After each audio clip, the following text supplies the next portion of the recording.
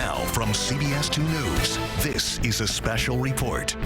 Today, so everyone knows where we are and what we're experiencing. As you can see, the increase on the trajectory of cases continues to climb, 7681.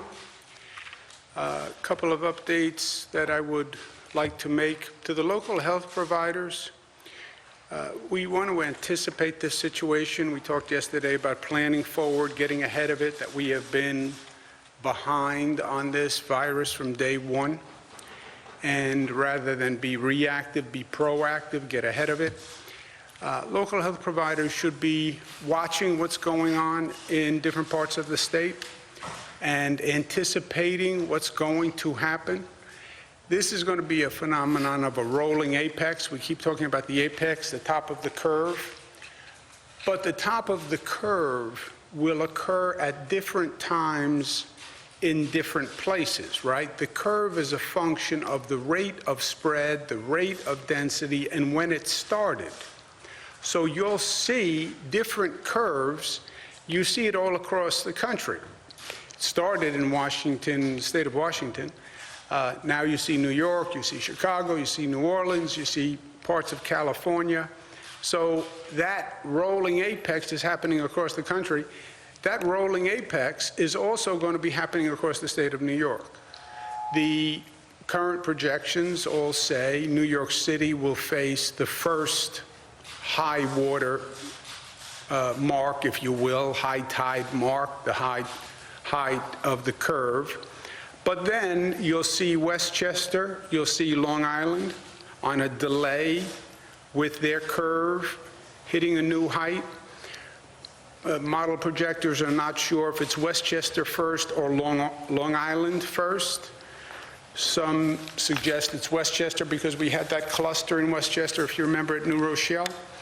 And then upstate New York. We expect a curve in upstate New York also. May not be as high, obviously, as New York City, Westchester, Long Island, but there will be a curve. So if you are not in a highly affected health area now, that doesn't mean you're not going to have a real situation to deal with, because these numbers are just going to continue to go up all across the state. So for a local health system, this is a new challenge. Most health systems have public hospitals, and then they have private hospitals or voluntary hospitals. And they basically exist on a day-to-day basis as two different systems. So you'll have public hospitals, and then you have the private hospital system. And for all intents and purposes, in normal operating procedures, they operate as two systems. There's very little interaction. There's also very little interaction among individual hospitals, sometimes even within their own system. So you have public hospitals that are part of a public hospital system, but each hospital basically operates on its own, right, has its own identity. Certainly true on the private side, where you have individual hospitals and they operate on their own. We have to change that mentality, and we have to change that mentality quickly.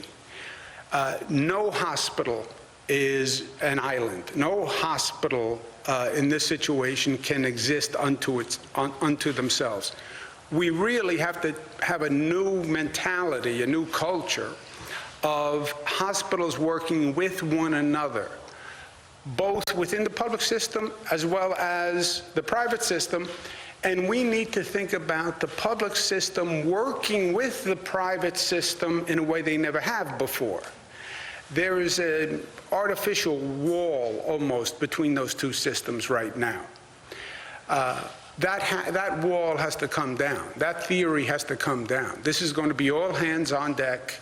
This is everybody helping everyone else. One hospital gets overwhelmed, the other hospitals have to flex to help that hospital, and vice versa. We have Elmhurst Hospital, for example, in New York City, that is under stress. The number of cases in the Elmhurst Hospital is high. When the number of cases is high, the stress on the staff is high. I was just speaking with Dr. Zucker about this. You do this for 2, 3, 4 weeks, the level of stress is very intense. Elmhurst Hospital is part of a public health system of about 11 hospitals in New York City.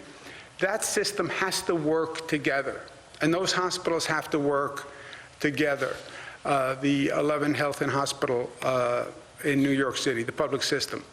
And I'm going to ask Mayor de Blasio and Controller Stringer to take a look at the system and figure out how we can get that system to work better together as a unified system.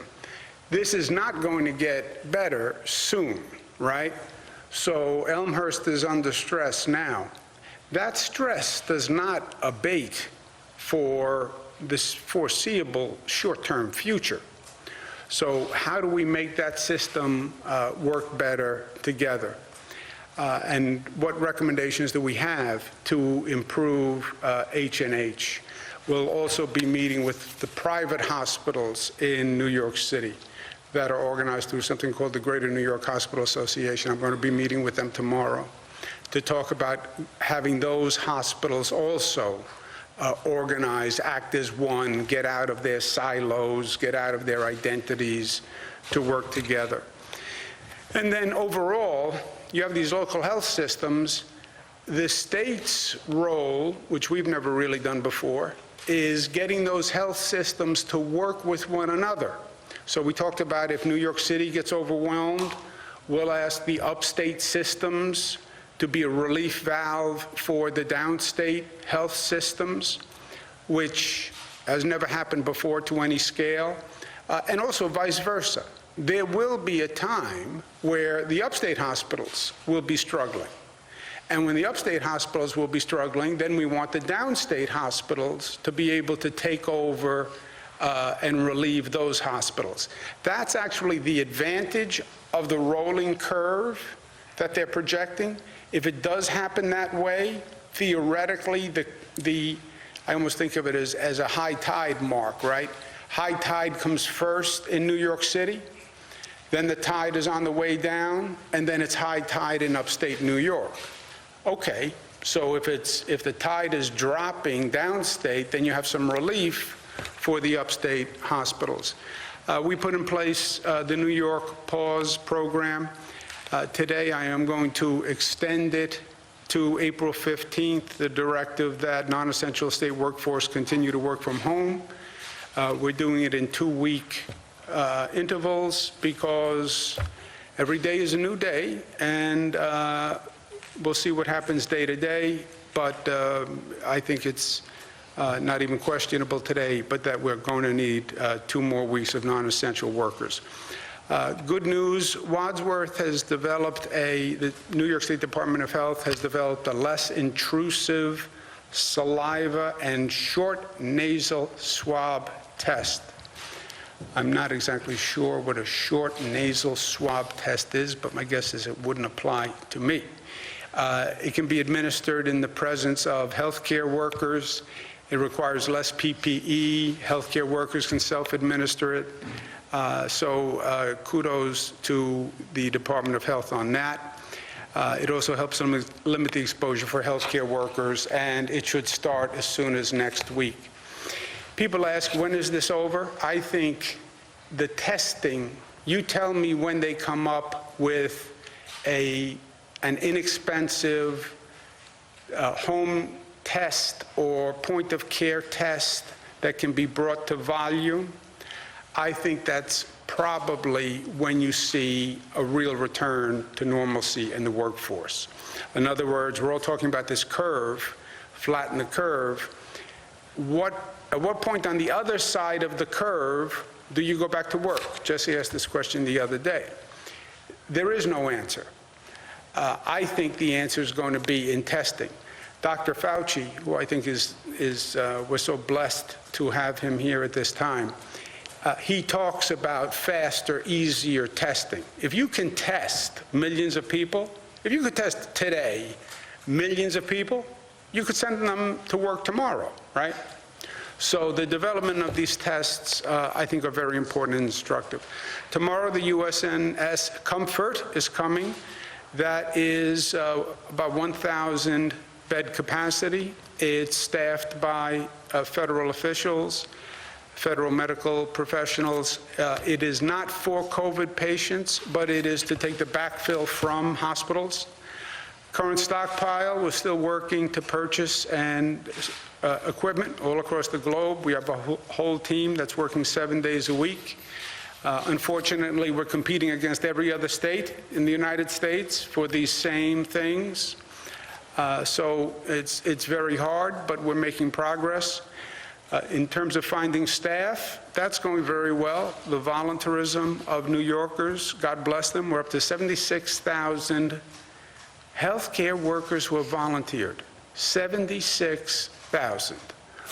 76,000 people who volunteer to go into these hospitals at this time. Just think about that. On the total people tested, we did 16,000 last night.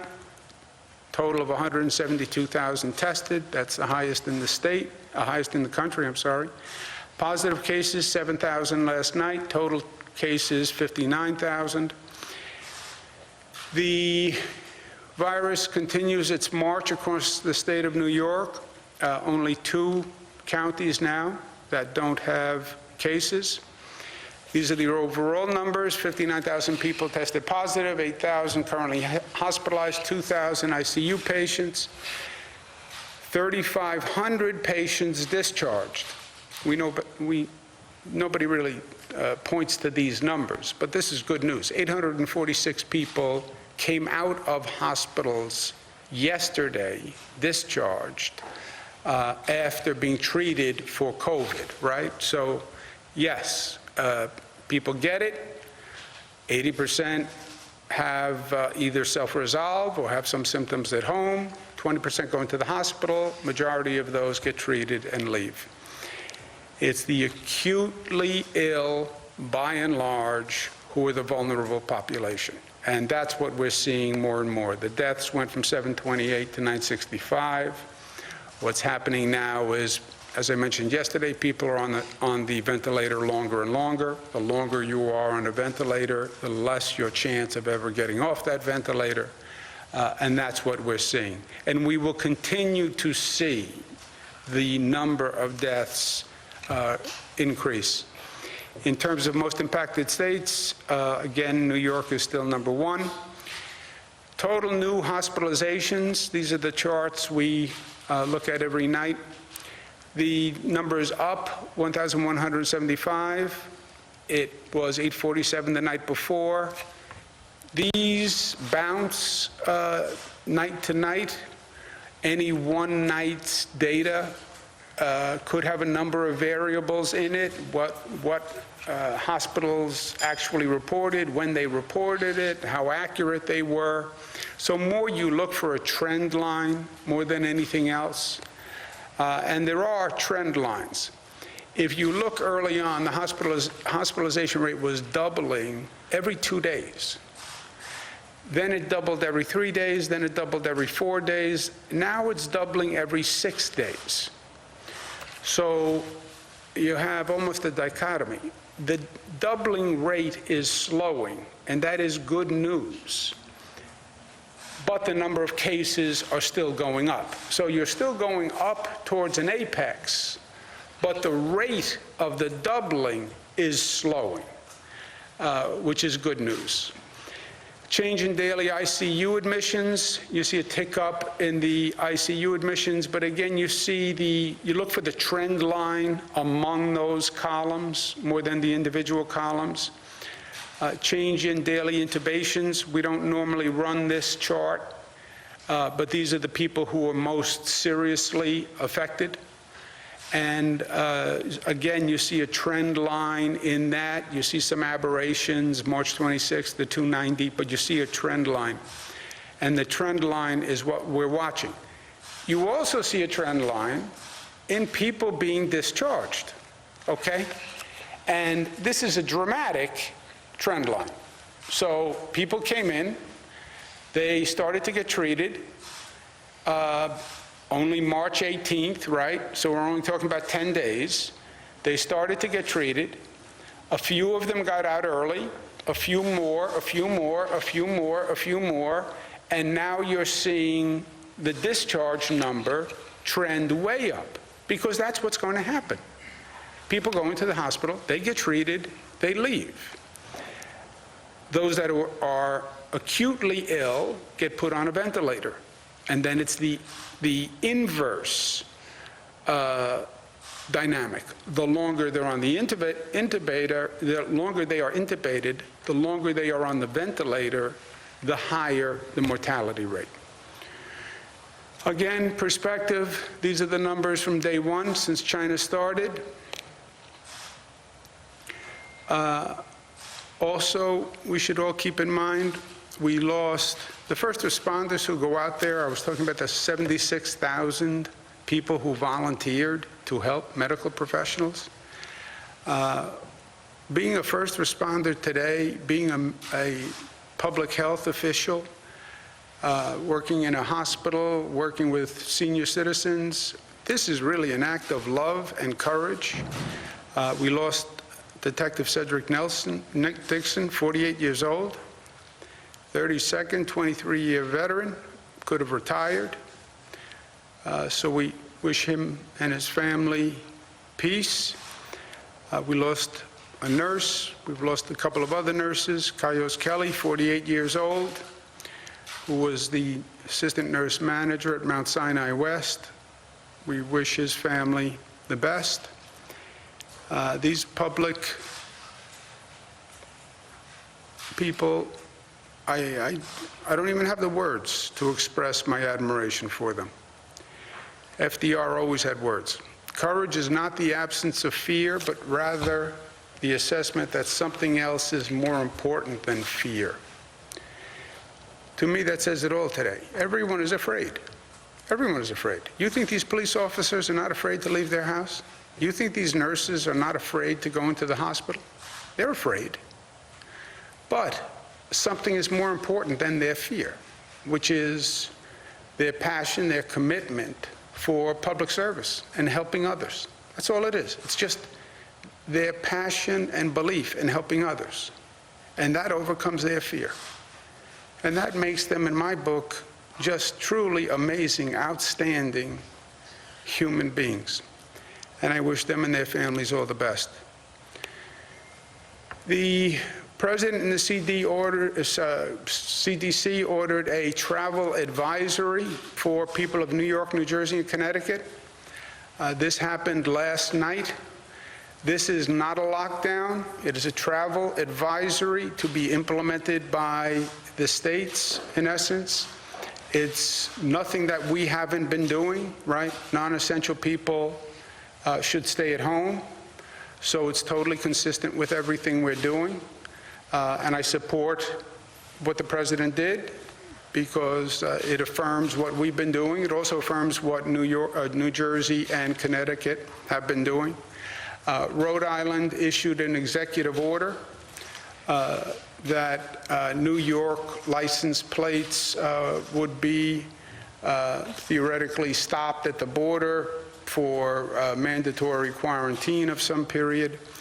That executive order has been repealed by the state of Rhode Island, and we thank them for their cooperation. That was repealed last night. Personal opinion, not fact, gratuitous. This is disorienting, it's frightening, it's disturbing.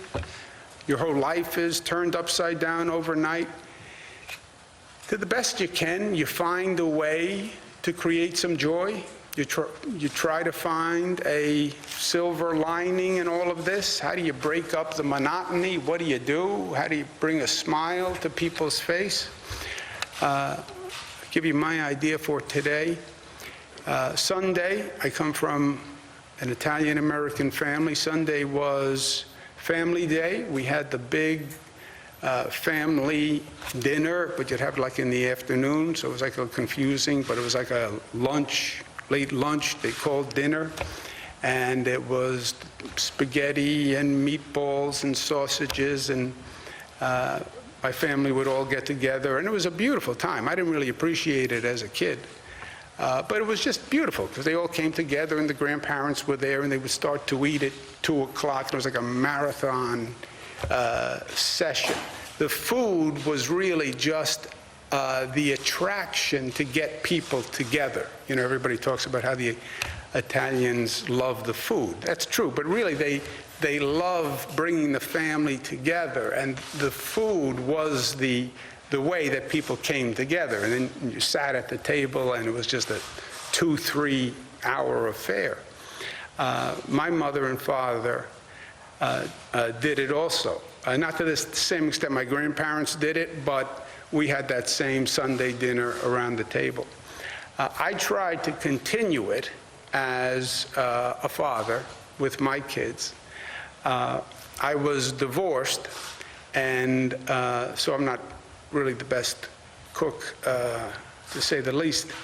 But we would have, on Sundays, I would actually go to the Italian specialty store, and I would buy the meatballs and buy the sausages and buy the sauce. But I would put it in a pot, and I would put it on the stove. And because part of it was that sauce would sit there all day, and it would just simmer, you know, and you'd smell it all through the house. And then I'd make them sit down, and we would have spaghetti and meatballs and sausage on Sundays. And my daughter Cara is in the back. They would never eat the sausage and the meatballs. They would pick at the pasta because, see, they knew I didn't know how to cook, so they knew that meatball and sausage was inherently suspect. And I never said that I bought it in the specialty store because that would have ruined the whole tradition anyway.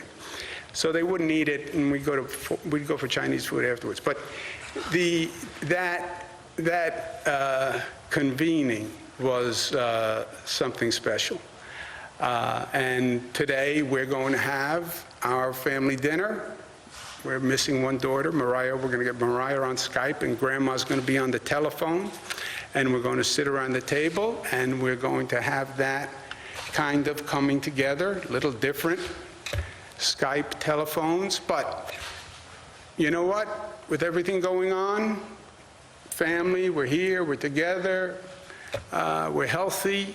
That's 98% of it. So find ways to make a little joy. Also for New Yorkers, I know we feel under attack. I had a lot of phone calls yesterday when the president first suggested some form of quarantine. What does that mean, quarantine? Am I going to be allowed to leave the house? So my parents who are supposed to be coming back, and this one's here and this one's here. I know we feel under attack. The Rhode Island, you can't drive into Rhode Island, we'll pull you over with the police. Yes, New York is the epicenter, and these are different times, and many people are frightened. Some of the reactions you get from individuals, even from governments, are frightening and suggesting that they'll take abrupt actions against New York.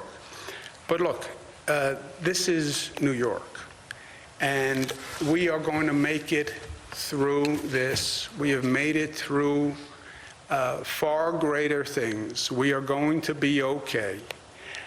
We specialize in stamina and strength and instability, and that's just what we're doing now. We are strong, we have endurance, and we have stability. And we know what we're doing. We have a plan. We're executing the plan. Any obstacle that we come across, we will manage that obstacle. And we have. I can't sit here and say to anyone, you're not going to see people pass away. You will.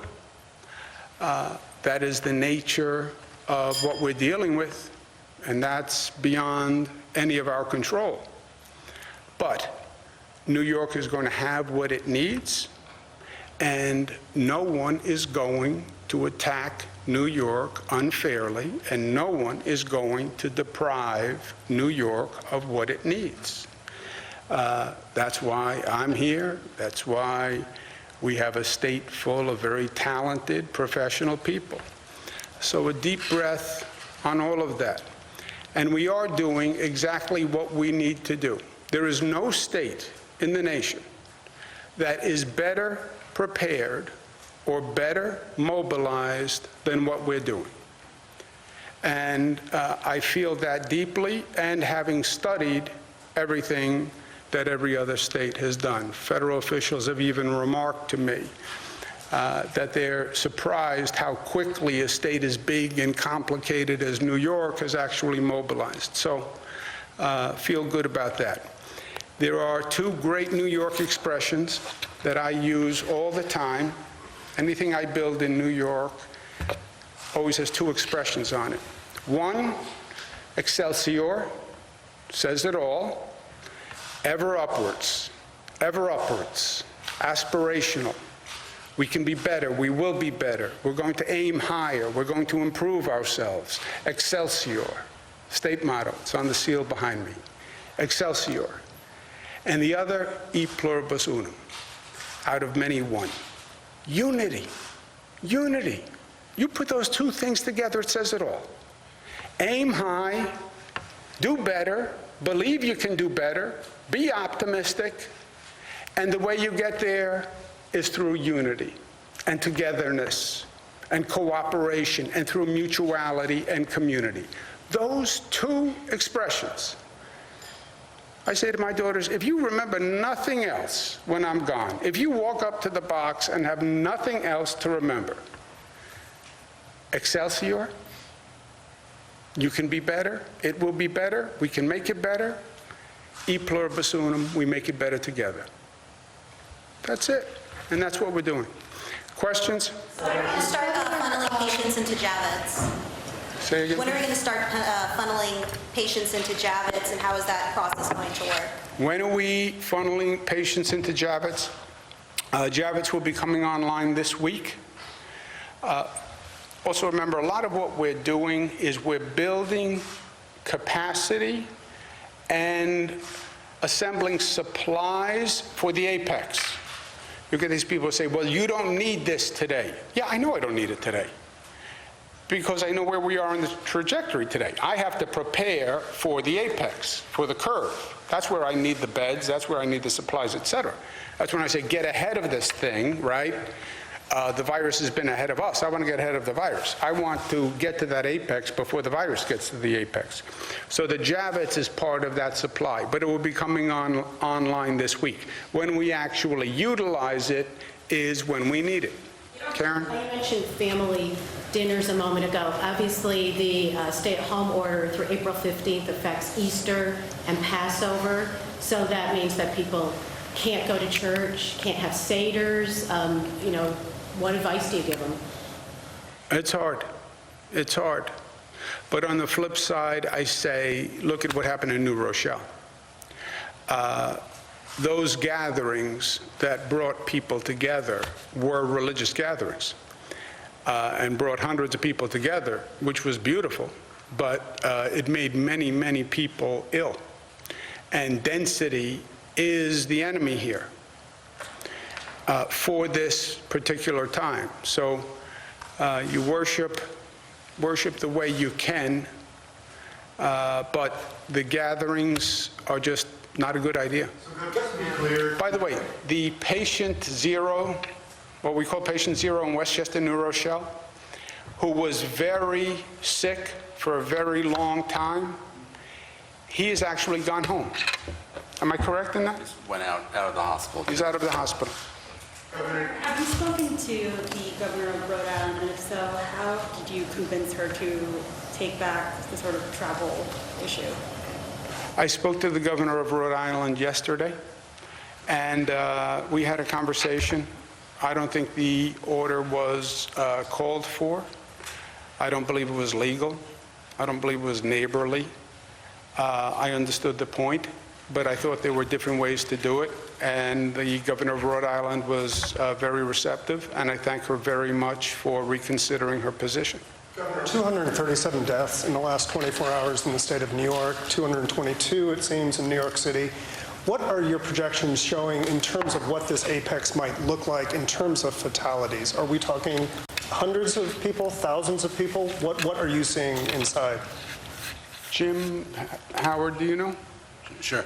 So, there's many different projections that we're working at, and it does see that we'll be already we're at 965, and so we do see in the thousands. But again, these are models, and we have to plan for what the model may show, but hopefully it'll be less. And just to psychologically prepare New Yorkers, are we talking hundreds of deaths a day, thousands of deaths a day? So it goes back to the numbers. We've always said that 80% of individuals get better, and we've said that of the other 20%, some end up in the hospital, and there's a small percentage that end up, unfortunately, dying. And that percentage, as we're looking at it, the numbers, is actually hovering around 1 or even less than 1%. So again, it's determined by how many people are positive.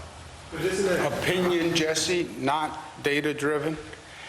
I don't see how you look at those numbers and conclude anything less than thousands of people will pass away.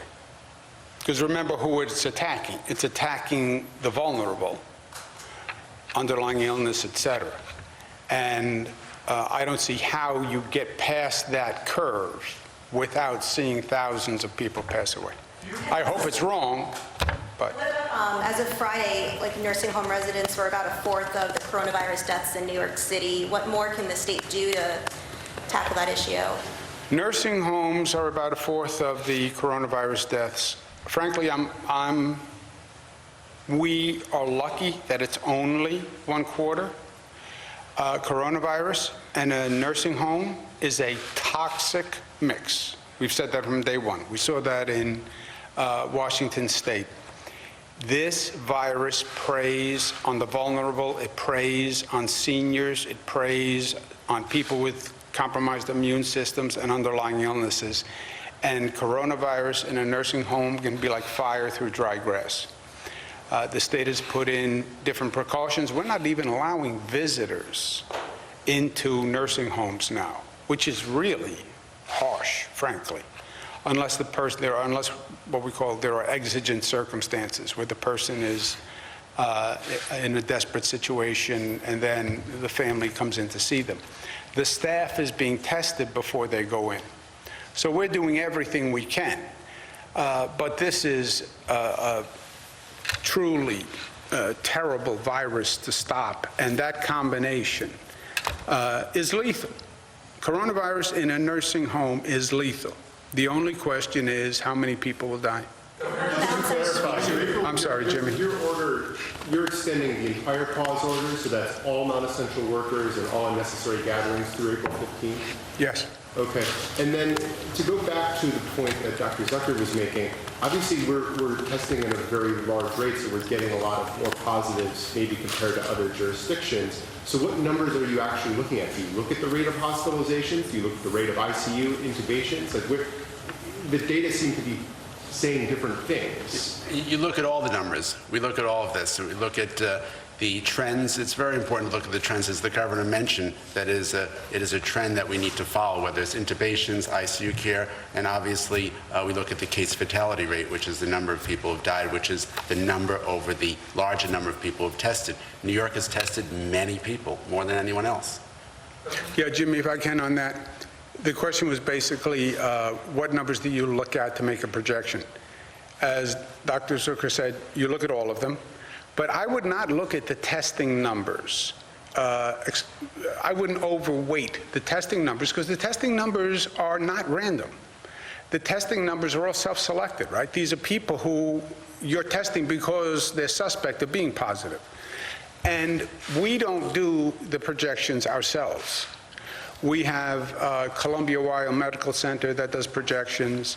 The CDC does projections. We have McKinsey Company that we hired to do projections. So there are a number of firms that do these projection models. And they go back to studying China and South Korea and everything else. And they have models. The models, some of the models are all over the place, right? So we do the best we can to pick a reasonable model not the highest, not the lowest, a reasonable model, plan for that model, plan for that apex. That's where we got from day one, 140,000 hospital beds, 40,000 ICU beds. That's from that model at the apex. At the apex. Well, you don't need 140,000 hospital beds today. Of course not. We need them at the apex. But that's where we got those original projections. Then you have actuality, right, which is what you're pointing to. You can see the day-to-day, how many come in, how many go out, the discharge rate, the death rate. And that's what we're plotting. And then they take every day and they put it against their projection. But you still only have a projection. They still can't tell you. They're watching for the slowing of the number of cases. And when you see the number of cases, the increase in the number of cases slowing, then you are theoretically reaching the apex. And otherwise, you just watch it day to day.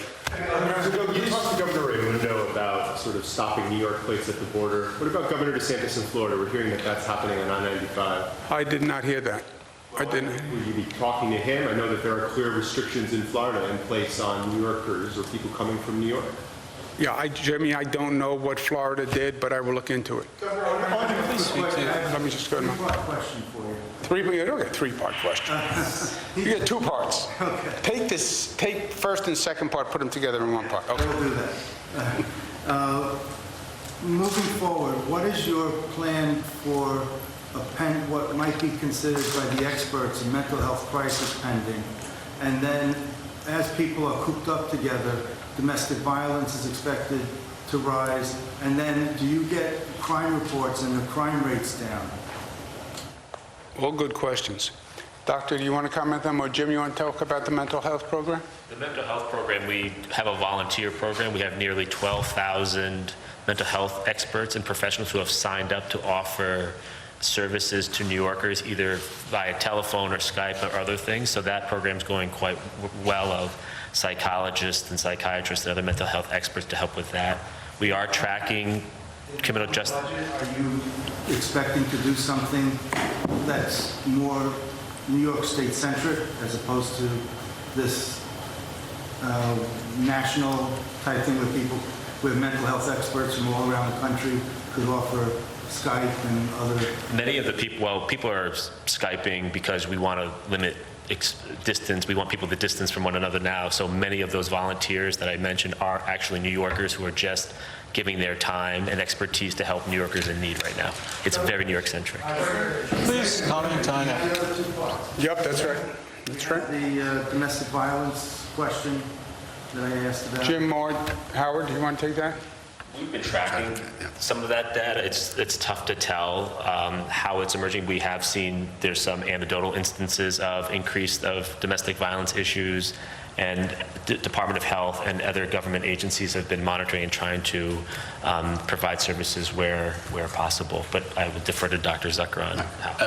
As Jim said, we're working with all the different agencies across the state on this issue, Office of Mental Health and all the other agencies. And I've also reached out to some of the professionals in the private sector to ask some of the recommendations they may have. Sir. I appreciate it. Could you please speak to, there was ample warning before coronavirus touched down on New York shores that there should be large mass gatherings should be banned, all gatherings should be banned, there should be large workplace restrictions. Why didn't you shut down the state sooner? I think we shut it down. I think we were one of the first to shut it down. You know, shutting it down is not without criticism either, right? You're trying to balance this. You now have the conversation about when do you bring the economy back, right? When do you open it up? Shutting it down is a very drastic measure. But I think we were one of the first. Also, you want to do it in a way that doesn't create more fear and more panic. You're fighting two things. We're still fighting two things. Last night we were fighting two things. You're fighting the virus and you're fighting the fear. I can't tell you how many people called all night long about the mandatory quarantine comment that the president made as he was getting into a helicopter, which was inconclusive, by the way. Even if you heard his comment, he was not conclusive in his comment. But people are so on edge I mean, it really panicked people. They were going to leave the city last night. It was really. So you need to manage that fear and the panic, and you also need to deal with the virus. We were one of the first. I never used the term shelter in place because I believe that was an inflammatory term and incorrect, by the way. They still use it. Nobody has a shelter-in-place policy. Shelter-in-place was, from the nuclear war threat, go to a room in the middle of your home that has no windows, stay there until they give you the all-clear sign. What? Modern times, it was for an active shooter concept, or in schools. That's not what this was. But you say that, nuclear war, active shooter, you know, so it's how you do it. But we were one of the first to do it. People are dying at such a quick clip now. Do you regret not, you know, placing more restrictions sooner, closing schools I think we were the most dramatic at basically the first point. Can you tell me how many, or do you know how many medical professionals in New York or other frontline first responders have the virus, have tested positive? Are you hearing from hospitals and other folks? We don't have a statistic on how many first responders specifically proved positive. Senator Schumer's office says you're just flatly rejecting $5 billion in coronavirus Medicaid funding for New Yorkers because you're not willing to delay the Medicaid reforms until the federal funding runs out, and you know his office says we just can't hurt local governments, especially at this time. You know, what's your response? Well, I say to Senator Schumer, it would be nice if he passed a piece of legislation that actually helped the state of New York. The piece of legislation he passed stopped the state from a process that was happening for 6 months, which was redesigning the Medicaid program to make it more efficient and more effective. It was called the Medicaid Redesign Team. I announced it back in January. It's the second time we did it. And it takes waste and fraud and inefficiency out of the system. And that was going on since January. The legislation he passed said you can't redesign Medicaid. For what reason, I have no idea. So it disqualified this state from funding. And he knew that when he passed it. Well, it didn't because you have the choice. You could either take the additional $6 billion in FMAP and pause the MRT, which is worth $2.5 billion, or you could. It sounds like you're not taking the $6 billion and you're going to push ahead with the MRT. Yeah, I have no choice because on the I'll tell you, $2.5 billion per year recurring is worth more than $6 billion one shot. I'd rather have 2.5 than $6 billion today. And I called every congressional representative and told them, why would you want to stop a Medicaid redesign that's been going on since January? I don't know what their political calculus was, but that's all it was a political calculus. There's no good government reason to say why you would want to stop a Medicaid redesign headed by Dennis Rivera, former head of 1199, Michael Dowling, top healthcare professional in the state, passed by the Assembly and the Senate. A state-passed Medicaid redesign effort. Why would you ever want to stop that? I don't know whose politics they're playing, but they didn't represent the people of the state. Maybe you could just do that next year. Why not take the money they're offering you now because you need it and just redesign it next year? You want to interrupt? So one of the numbers here are important. The $6 billion number, we can't get to the $6 billion number no matter how you estimate those numbers. It's probably closer to about $4 billion, and that assumes that the emergency is in place for a full year. There's nothing in that bill that says that it will last for a year. In fact, it will end as soon as the president declares the emergency is over, so that could happen at any time. So that $4 billion number also is reduced. If it's half a year, it's 2. Then a significant portion of that money doesn't come to the state. It went to local governments. So you're left with a number that's under $2 billion potentially, if at most, which then you're basically saying, take a one-shot of these funds, don't reform the Medicaid system, and spend that money inefficiently on a system that unanimously everyone on there understood was not working properly, we're wasting the money. So the choice is really waste the money that way or do a bill that actually provides funding to New York State. That bill doesn't even give us a fraction of the amount of money that is needed. Obviously, this is one of the big sticking points for the budget. Can you offer an update on where? That's not the sticking point for the budget. But just so you have a fact, it's $2 billion. Take $2 billion for sure, right? Door A, door B. Take door A at $2 billion for sure, or door B for $2.6 billion. I pick the door with $2.6 billion. Not because I like the letter B, but I picked $2.6 billion. The real question is to me, Jimmy, why would you do that to the state of New York? Why would you say, stop a Medicaid redesign that saves taxpayers money that has to be passed by the Assembly and has to be passed by the Senate? Why would a federal government say, I'm going to trample the state's right to redesign its Medicaid program that it runs, that saves money? What is, I don't even know what the political interest is they're trying to protect. But $2 billion versus 2.6, I picked 2.6. Second, the problem with the budget is the numbers. Why? Because the federal government, what we just talked about was in the previous bill, 2 bills ago. The bill that just passed, we get 1.9% of our state budget, about $5 billion, which is 1.9% of our budget, only to use for coronavirus expenses. Okay? $5 billion, 1.9% of our budget, only for coronavirus expenses. First point, you have states that got 10% of their budget, 20% of their budget in coronavirus expenses that don't even have coronavirus cases. You have some states have 4 cases. We have more cases than anyone else. We got the lowest level of reimbursement in the bill. What happened to funding need? Second, the federal bill had no funding for the fact that states have lost revenue.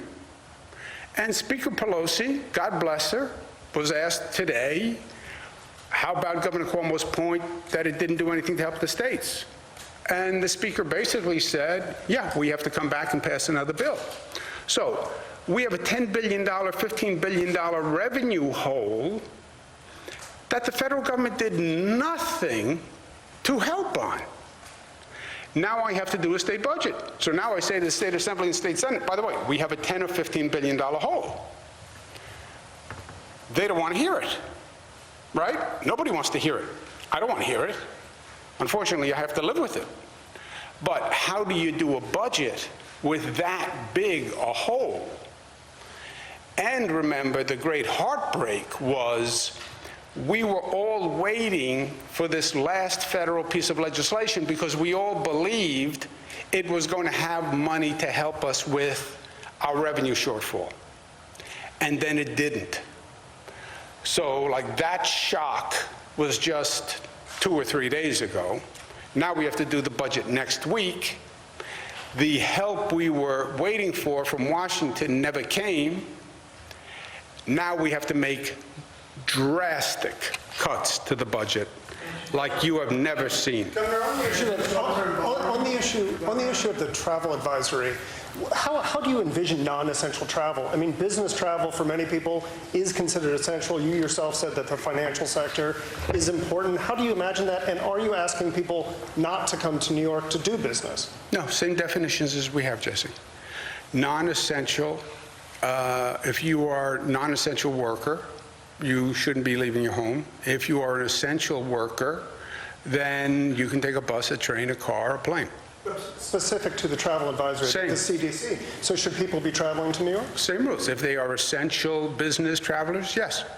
Aren't there a lot of Medicaid savings that you could still do that would be allowed under the bill? It looks like you could still find savings without shifting costs to counties. And what would be the impact of the across-the-board cuts that the MRT is looking at that are possible at a time of a public health crisis? Well, we do have funding. The question is, how do we fund the healthcare cost? The federal government did provide healthcare funding. I have $5 billion in the bill for coronavirus funding, but every hospital now has coronavirus expenses. So we have $5 billion for healthcare in hospitals.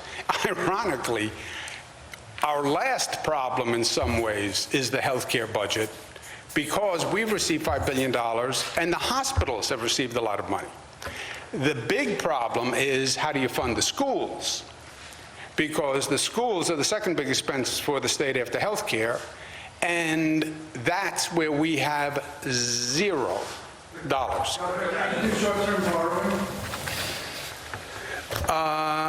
Couldn't we do short-term borrowing? Yeah, the issue is, right, we're not going to have revenue in the first quarter of this year as a result of the delay in the tax filing date from April to July 15th. So with no revenue coming in because of that federal decision, we'll have to potentially borrow resources to bridge that gap temporarily.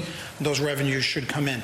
That's different than the revenue actual shortfall, which is a result of having only essential businesses open and that revenue not coming in. But to bridge that gap, we'll do short-term borrowing. We still have a $10 billion revenue shortfall. But the essential problem on the budget, just so we're clear, is when you have that big a hole that has to be closed, there's two things you can do. You can sort of paper over it and come up with expectations. Well, we believe the next federal bill will actually deliver money to the state of New York.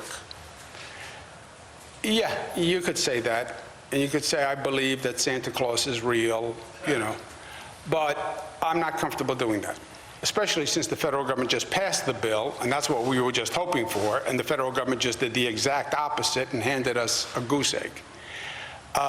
Well, we expect the economy is going to rebound in 9 months, and that it's going to be what they call the V curve. It was a quick down, it's going to be a quick up, and in 9 months, all those revenues are going to come flooding back, so we're going to be fine. That's another way of papering over the hole. I don't want to do that either, because I don't believe it. And I don't believe anyone's going to believe it, and I don't believe credit agencies are going to believe it. And I believe postponing a problem in government, in life, you just make it worse.